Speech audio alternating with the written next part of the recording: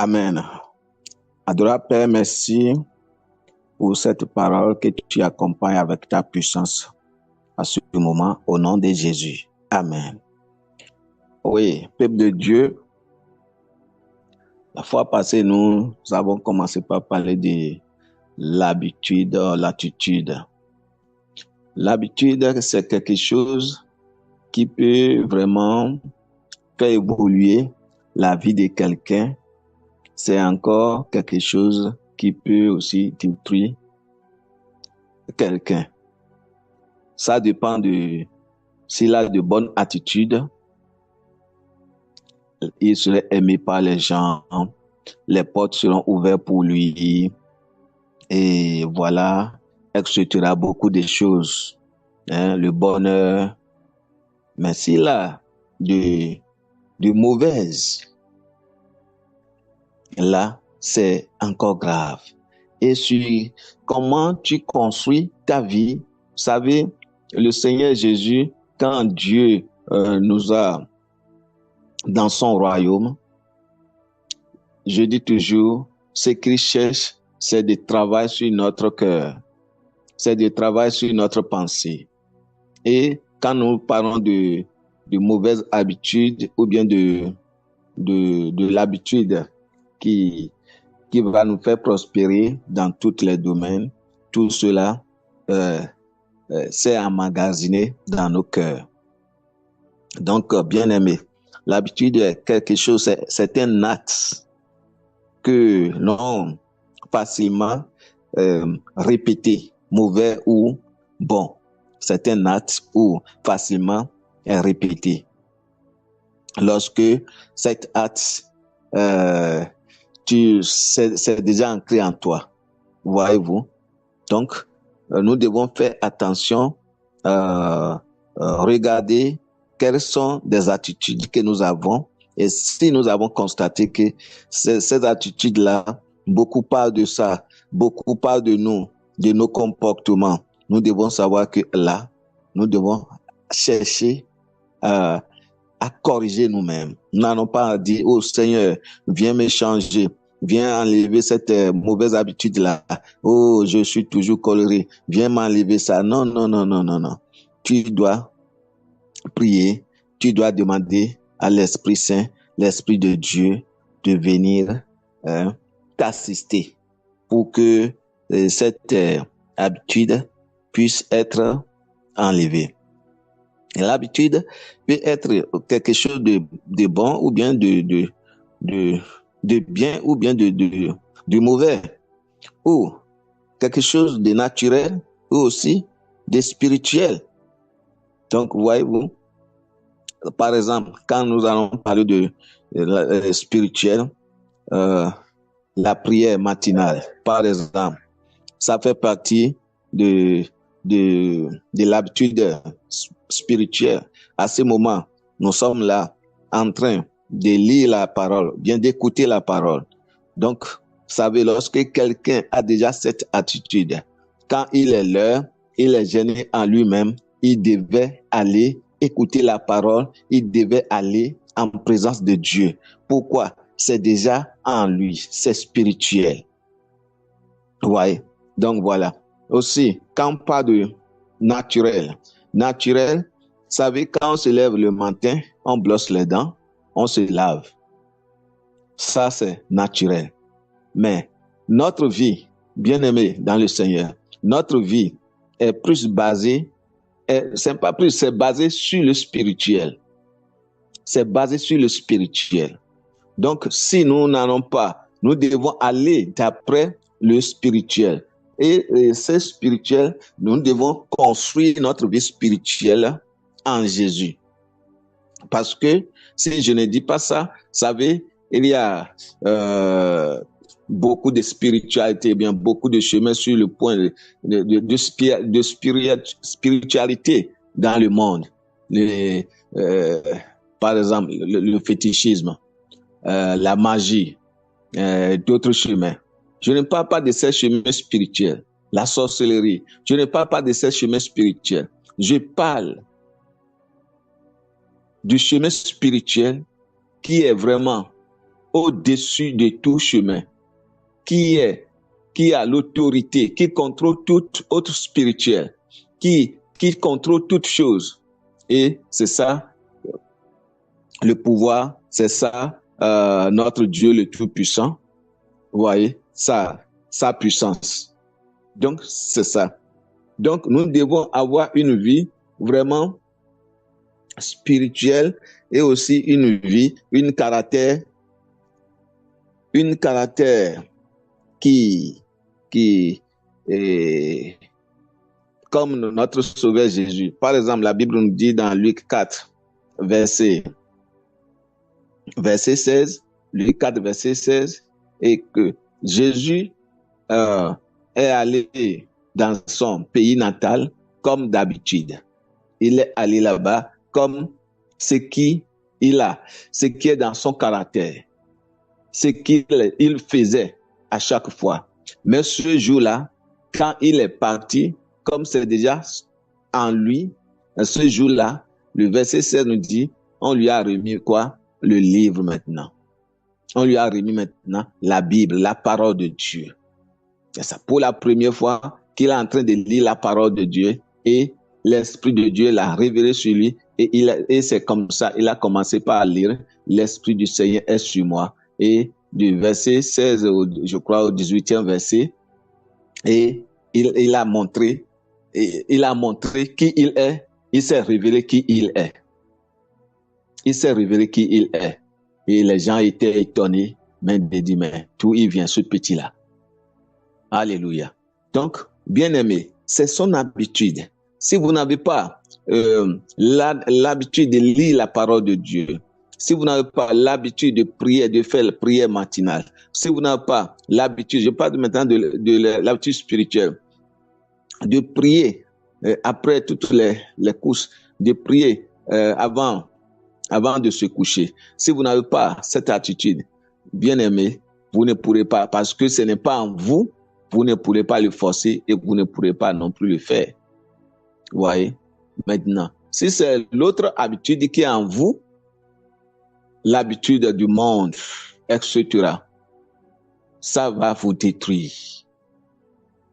J'ai donné l'exemple de l'habitude de Judas. Judas qui était l'un parmi les 12 disciples de Jésus. Et comme d'habitude, nous avons lu la fois passée, comme d'habitude, Jésus alla à la montagne dans Luc 18, premier au deuxième verset. Jésus alla à la montagne pour prier. Je dis c'est Jean 18. Jésus alla dans la montagne pour prier. Et Judas était là. Il voyait tous les miracles. Il voyait l'enseignement, ce que cela implique. Mais il ne voit pas la révélation de Dieu. Mais il préfère garder son habitude sale. Et ces habitudes sales, bien-aimés dans le Seigneur, c'est ça qui l'a détruit à la fin. Oh, bien-aimé, tu es là. Et la parole de Dieu dit, le cannabis, ce n'est pas bien pour ta santé. Oh, le drogue, ce n'est pas bon. La cigarette, ce n'est pas bon. Mais il dit, parfois les gens disent, quand vous dites ce n'est pas bon, c'est pas bon là. Dites-nous, où est-ce que cela est écrit? Où est-ce que cela c'est écrit dans la parole de Dieu que le cannabis, ce n'est pas bon, ceci, ce n'est pas bon. Bien-aimé, ok, la même manière, tu te laves le matin, tu te brosses les dents chaque matin. Est-ce que c'est écrit aussi dans la parole de Dieu de se brosser les dents, de se laver le matin? Oh, tu t'habilles correctement. Tu ne sors pas nuit parce que l'homme est venu sur la terre nuit. Tu ne sors pas nuit comme ça. Bon, Dieu m'a créé nuit, donc je vais sortir nuit. Non. Donc toi-même, tu sais que ces choses-là, consciemment, tu as conscience de que ces choses-là, tu dois le faire. Donc, nous n'allons pas argumenter. Nous n'allons pas argumenter certaines choses, bien la parole de Dieu, pour dire non, pourquoi qui a dit ça, etc. C'est parce que ces personnes ne veulent pas quitter la mauvaise voie. Alors que Dieu voudrait nous sauver, la première des choses qu'il veut pour nous, il faut que nous quittions ces mauvaises voies. Il faut que nous délaissions tous ces voies-là tortueuses que nous avons connues, qui nous amènent à la destruction. Il faut que nous laissions ces voies-là et laissons notre cœur, notre pensée, afin qu'il soit le maître de tout. Et s'il est le maître de tout dans ta vie, s'il n'est pas le maître de tout, de ton cœur, de ta pensée, comment aurais-tu cette victoire que tu es en train de vouloir? Bien-aimés dans le Seigneur, nous devons rentrer en nous-mêmes et changer et faire l'effort pour que les choses puissent être changées. Maintenant, une bonne caractère,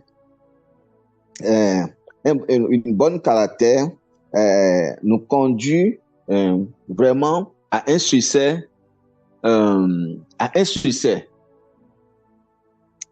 permanemment. Celui qui a de bons caractères, ce bon caractère va le conduire à un succès. Parce que le bon caractère que tu as avec la prière de Dieu, avec la main de Dieu, tu vas toujours réussir. Mais si tu as de mauvais caractères, bien-aimé, c'est aussi ainsi que cette mauvaise caractère puisse aussi te faire échouer continuellement, mais que tu ne rendras compte pas que c'est cela qui est en toi qui te fait détruire. Donc, nous devons nous voir, est-ce que vraiment je suis enfant de Dieu? C'est que chacun de nous devons continuellement travailler sur nos vies, travailler sur sur nous-mêmes, nos caractères, façon de parler, façon d'agir. Nous devons travailler. Ne laisse pas quelqu'un te dire, non, ça c'est mauvais. Même toi-même, regarde, est-ce que j'ai dit maintenant, est-ce que c'est bon? Ce que j'ai fait maintenant, est-ce que c'est bon? Donc, fais des examens à toi-même pour consciencieusement te corriger et suivre la voie de Dieu. Vous voyez?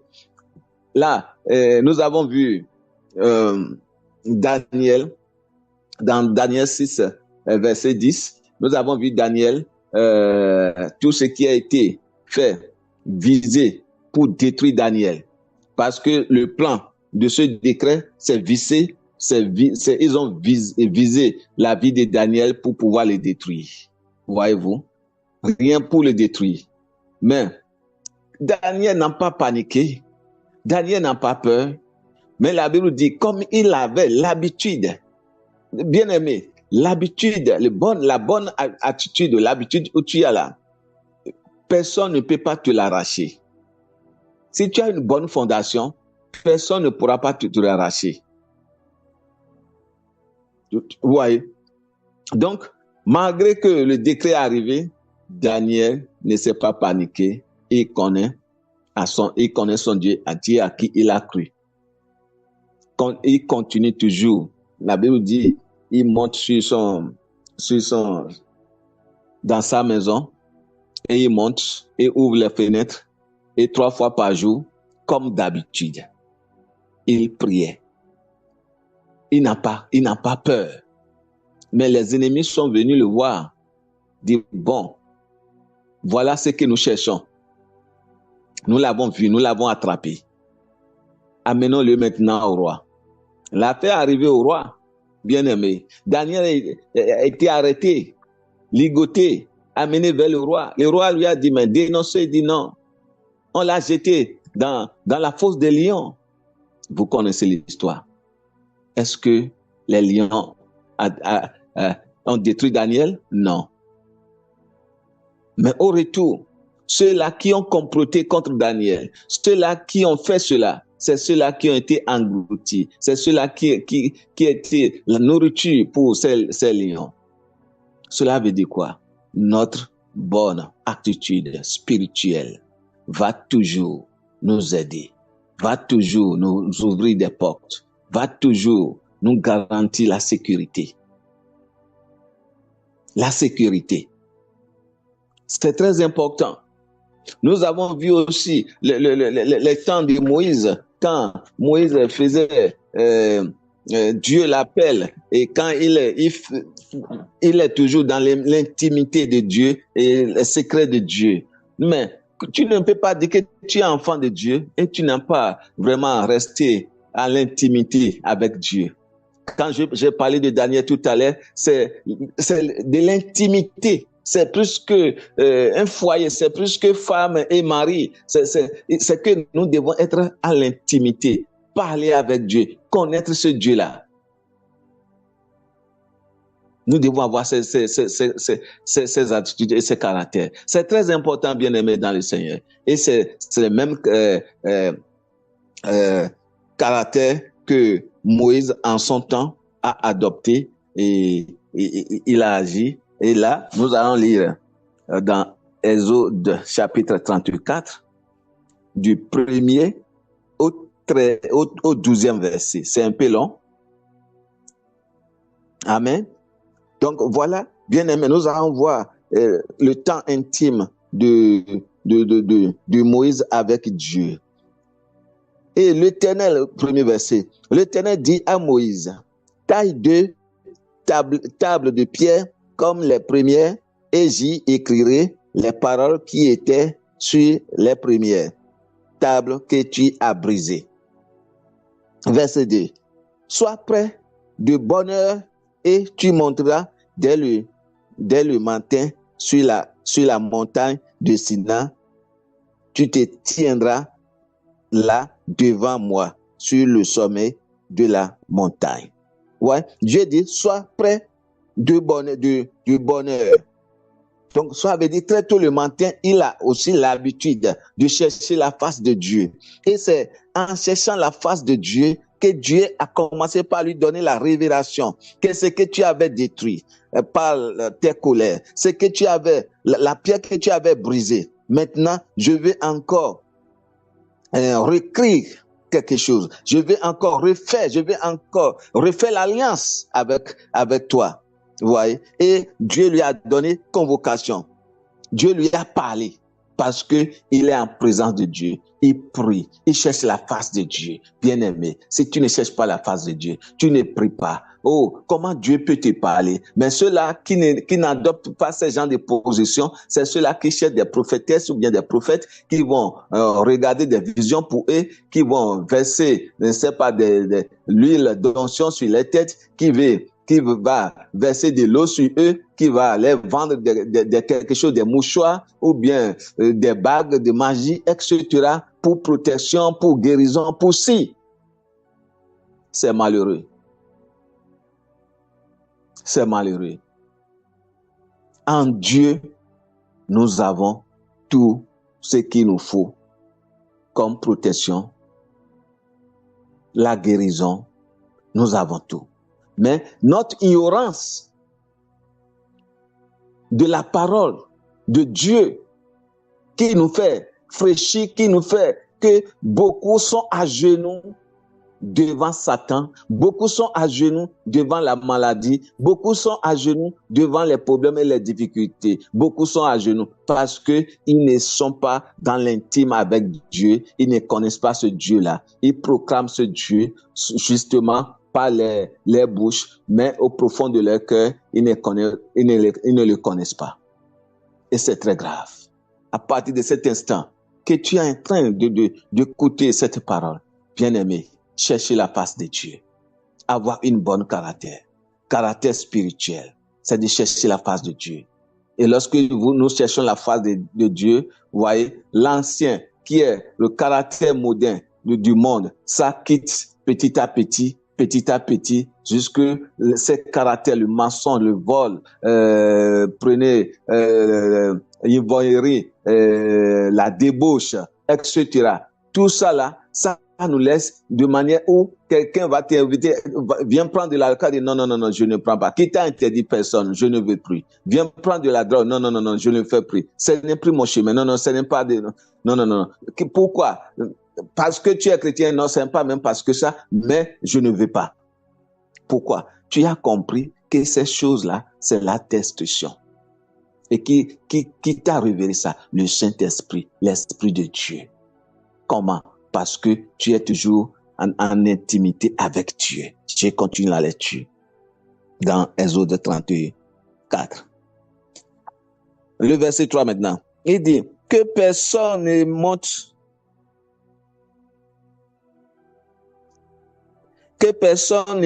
avec toi et que personne ne paraisse sur toute la montagne, même que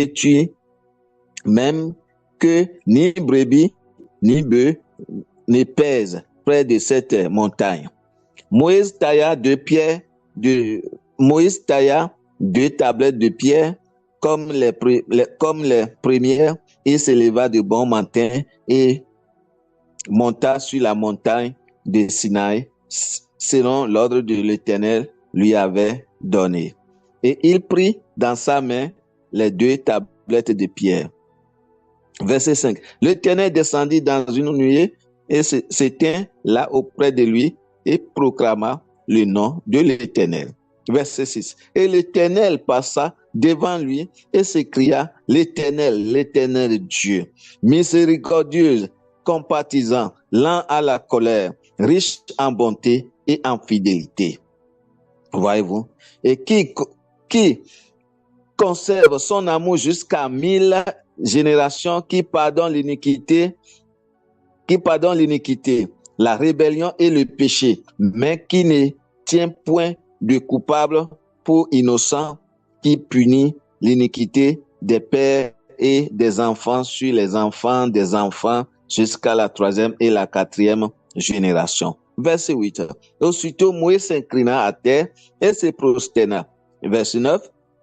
Il dit, Seigneur, si j'ai trouvé grâce à tes yeux, que le Seigneur marche au milieu de nous, car c'est un peuple au cou raide, pardonne nos iniquités et nos péchés. Prends-nous pour ta possession. Moïse, le verset 9 maintenant, Moïse a encore prêté, Moïse a encore intercédé pour son peuple, parce qu'il connaît son peuple est vraiment un peuple rébellion, c'est un peuple dur, c'est un peuple têtu. Il dit, Seigneur, pardonne nos péchés, prends-nous comme ta possession. Vous voyez? Le verset dit, l'Éternel répondit, voici, je traite une alliance et je ferai en présence de tout ton peuple des prodiges qui n'ont eu lieu dans aucun pays, chez aucune nation. Tout le peuple qui t'environne verra l'œuvre de l'Éternel et c'est par toi que j'accomplirai des choses terribles. Et Dieu lui a dit maintenant, voilà ce que je vais faire. Et Dieu lui a promis que c'est pas lui qui va faire maintenant des choses vraiment puissantes, des choses terribles. Vous voyez? Et ces choses, vraiment, c'est des choses qu'ils n'ont jamais appris. Et le verset, on dit, prends garde à ce que je t'ordonne aujourd'hui. Voici, je chasserai devant toi les Amoriens, les Cananéens, les Étiens, les Phérésiens, les Héviens et les Jébusiens. Verset 12. Garde-toi de faire alliance avec les habitants du pays où tu dois entrer, de peur qu'il ne soit un piège pour toi. Vous voyez? Donc, Dieu maintenant, bien aimé, là où nous avons lire, je crois, le verset 12, garde-toi de faire alliance. Nous sommes des enfants d'alliance. Personne n'aime pas sur la terre dire que non, moi je ne suis pas dans aucune alliance. Non, bien aimé, tu es enfant de Dieu, il faut savoir chercher Dieu, aller dans l'intimité de Dieu et maintenant rentrer dans l'alliance avec Dieu. Sinon, l'ancienne alliance que nous avons, l'alliance du monde, ça continue avec certaines dites chrétiens et qui continuent de détruire leur vie, qui continuent de détruire leur vie matrimoniale, leur vie financière, leur vie relationnelle, leur vie, c'est pas, vous savez, partout. Pourquoi cette alliance? Mais si nous avons vraiment maintenant fait vraiment alliance avec notre Dieu et nous sommes en alliance avec Dieu, ce Dieu a fait alliance avec nous et nous protège. Seigneur, dans le nom puissant de Jésus, je te bénis pour ce moment. Merci parce que l'heure est avancée. Je m'arrête là. Que ton peuple soit béni au nom de Jésus. Amen.